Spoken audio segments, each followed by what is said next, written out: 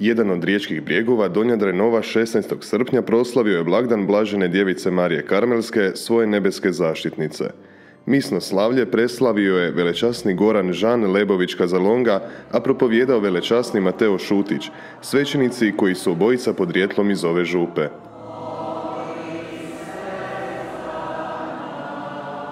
Osim što je ova župa stavljena pod zaštitu Blažene djevice Marije od gore Karmela, velečasni Šutić se u homiliji osvrnuo na pitanje ima li ovaj blagdan neko posebno značenje za nas.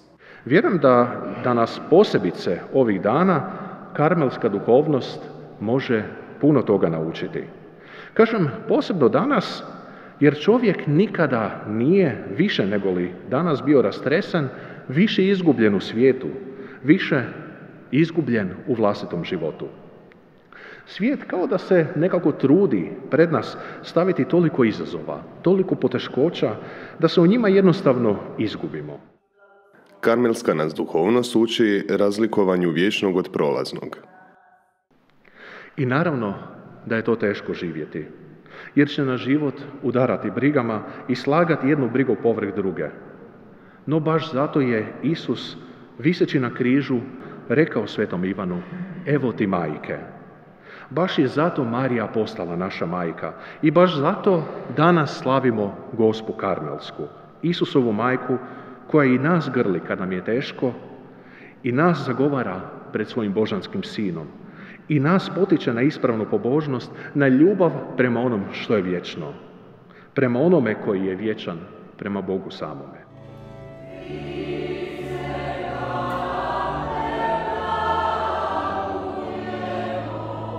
Na kraju misnog slavlja župnik je blagoslovio škapulare i uručio ih onima koji su odlučili pristupiti škapularskoj bratovštini.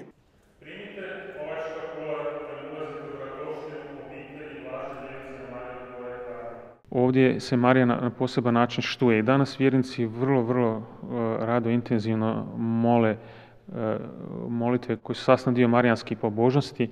Marijin zagovor i blagoslov se itekako osjeti u dušama i srcama svih onih koji se od nje posebno utječu, osobito u obiteljima. Mogu reći evo da baš po Marijinom zagovoru sam primio velike milosti počevši od naše ne samo Gospe Karmelske nego i Gospe Trsatske i nekako u onim najtežim trenucima ta marijanska posveta mi je bila jedno svjetlo usprkos možda svim poteškoćama na koje sam znao naići ili koje nailazim u svom svećeničkom životu. Ne mogu to riječima opisati, tu ljepotu kad sam pristupila i primila škapular i dala doživotni zavjet Majki Božoj da ću uvijek biti vjerna i ponizna i da ću ljubiti i voliti nju i njenog sina.